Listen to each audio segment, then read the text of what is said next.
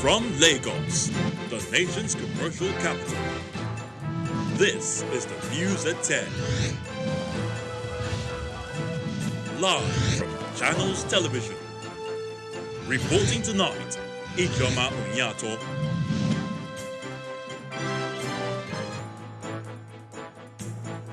Hello and welcome. Christian Association of Nigeria confirms murder of abducted Michika pastor by Boko Haram terrorists, insists war against insurgents is far from over. Southwest states hold solidarity rallies in support of regional security initiative, Amotekun. Supreme Court affirms victory of Governors Samuel Otom of Benue and Amadu Fintiri of Adamawa State in the 2019 governorship election. And US President Donald Trump describes climate change activists as perennial prophets of doom at the World Economic Forum in Davos, Switzerland. Plus, we'll have business, sports, news from Abuja, the FCT, and of course later from our studios in London. On business news tonight, as UK-Africa summit ends, organizers say Nigeria is among the top gainers in deals worth £6.5 billion. On sports news tonight, Super Eagles of Nigeria drawn in a favorable group with Cape Verde, Central African Republic, and Liberia in the African qualifying series for the 2022 FIFA World Cup. And from Abuja, anti-corruption advocates proffer new solutions to the fight against graft as Channels Television partners United Nations Development Programme, UNDP, on a roundtable session.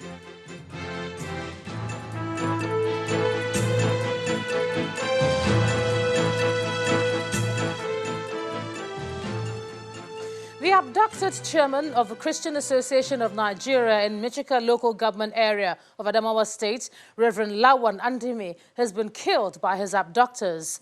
The news of Reverend Andimi's murder was confirmed by the Catholic Bishop of Yola Diocese, Bishop Bami Mamza. He describes the murder as unfortunate and gruesome, even as he insists that the Boko Haram insurgency is yet to be defeated and wants the government to tell Nigerians the truth. 3 days after his abduction,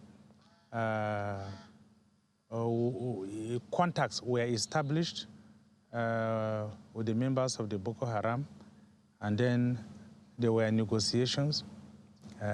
Even as of Sunday, negotiations were still going on, but unfortunately, yesterday we heard that they had already executed him on Monday, yesterday. And the message came through somebody that they normally sent their message through. And the person was able to contact the president of UYN, Reverend Joel Billy, and told him that Reverend Lawan Andimi has been executed. And he even sent him a picture of the execution. And he told him that there is a video, but the video is too gruesome in order to be sent. So I think that is the confirmation of the news of the killing of our pastor, the current chairman for Michika local government. I think the first thing that the government needs to do is to tell Nigerians the truth. Boko Haram is not defeated, and they are still active and strong. And so the government should stop fooling Nigerians, and they should stop deceiving Nigerians. Boko Haram are still there, and they are still very active. If they are not there, then why should we be experiencing these kind of things? Who can pass from Michika to Maiduguri without military escort?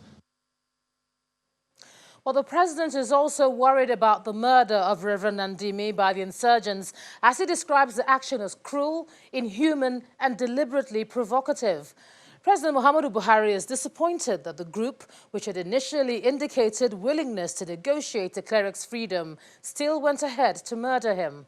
He consoles the Christian community in the country, the government and the people of Adamawa State, and the bishop's family, with the assurance that the terrorists will continue to pay a heavy price for their actions and will be comprehensively defeated by the armed forces. The president also urged the nations of the world to end all support provided to Boko Haram and ISWAP terrorist groups, whose only goal is to sow death, violence and destruction in the sub-region. Meanwhile, the national leadership of the Christian Association of Nigeria is not taking the murder of the Reverend lightly as they condemn the action in strong terms. CAN President Mr. Shupo Ayokunle said in a statement that the church did everything within her reach to secure the release of the cleric, but it was not possible because they do not have the military power to do so. He explains that the church views the unending kidnappings, extortion and killing of Christians and innocent Nigerians as shameful to a government that boasts of having conquered insurgency. CAN is calling on its members to be calm while asking the federal government to be more proactive about efforts to get rid of continuous siege on Nigeria and end the wanton killings and destruction of property. Now let's move on to security matters. As the controversy over setting up of the Southwest Regional Security Initiative, codenamed Amotekun, rages on, the states that initiated the idea seem not ready to back down. Today, supporters of Amotekun across the western states of Ogun, Ondo, Ekiti and Oyo embarked on peaceful rallies in solidarity with their state governors. Here in Lagos, armored vehicles packed with policemen on alert to keep protesters away from converging on the Gani Fahimi Park, the planned venue of the protest. The State Commissioner of Police also stopped by to see if all was going according to plan. With the venue taken over by the police, the protesters were nowhere in sight. The armed policemen say they're on ground to provide security and forestall breakdown of law and order.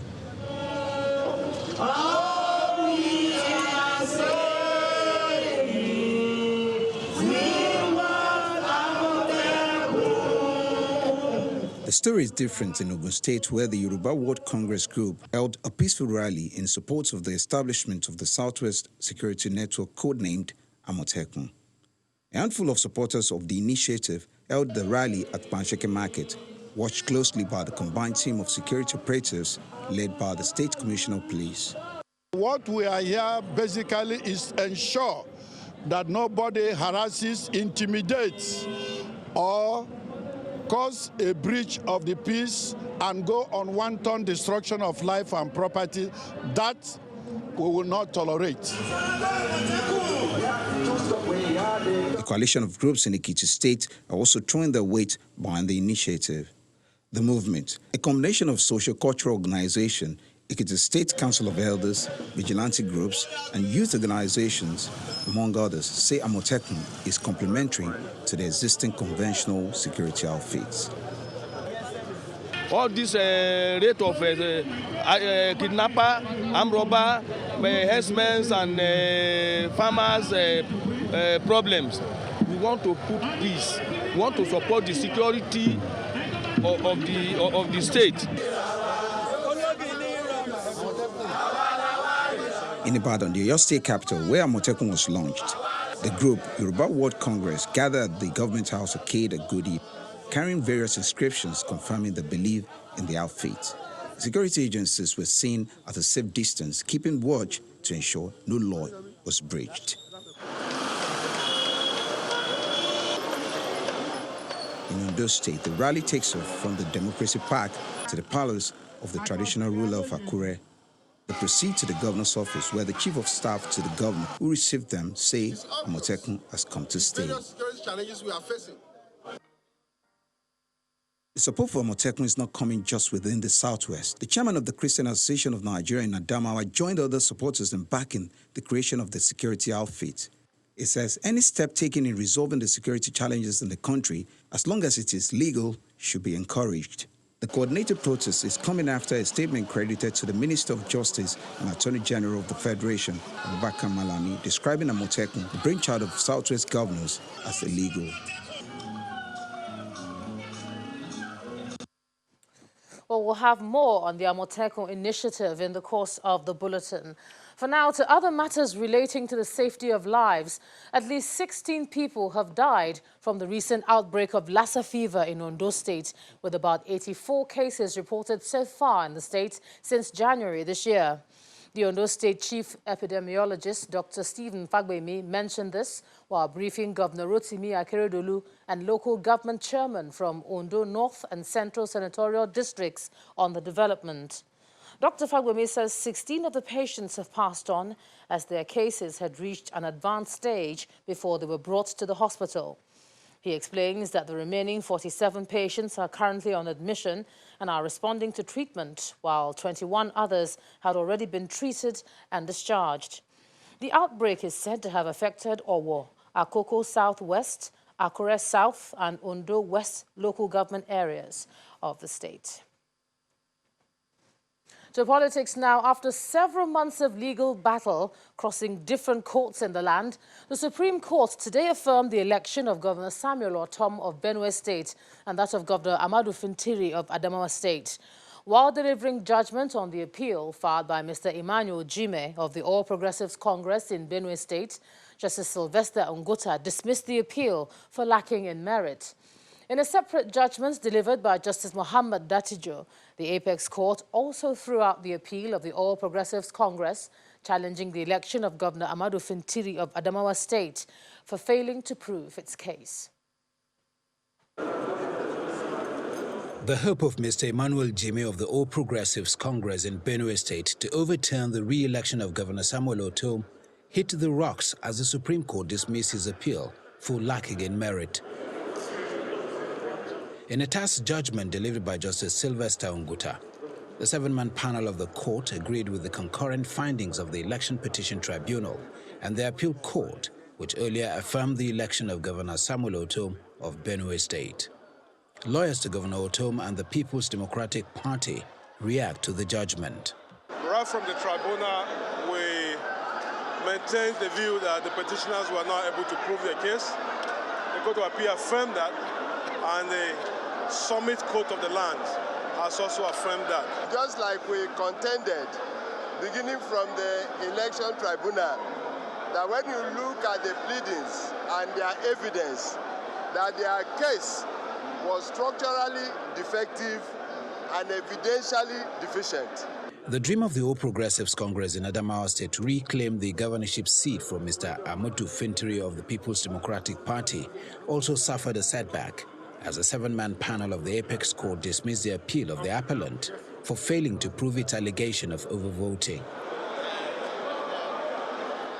Lawyer to the Adamawa State governor and the victorious governor applaud the decision of the court. We're excited that the judgment has come, and within a short time, their lordships have been able to deliver a well-considered judgment and have touched in all the facets of jurisprudence, having to do with card reader, having to do with collation of results, within a very short time. God Almighty, who has given me the governorship of Adamawa and the good people of Adamawa, has reaffirmed it today again in the Supreme Court. I give thanks and glory to him. That will make me and compel me to do more to my people for the trust and confidence they have in me. I will continue to do the good work that is expected of me, and I will do it diligently. Having affirmed the elections of the governors of Kano, Sokoto, Bauchi and Plateau states, the governors of Adamawa and Benue states now join the list of governors whose elections have been affirmed by the nation's Apex Court.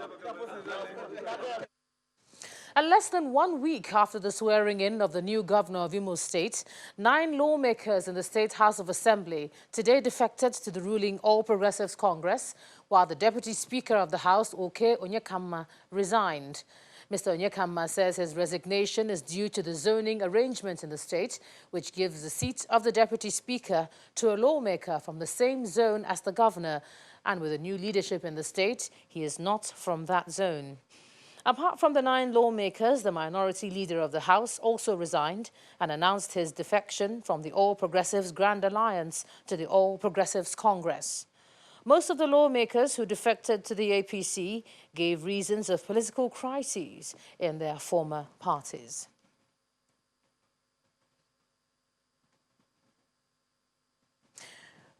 And in part 2, after the break, we'll open discussions on the controversy trailing the setting up of the Southwest Regional Security Strategy, Amotekun. And we'll be joined by the Professor of Criminology, Femi Odekunle. That's in a moment. Please stay with us.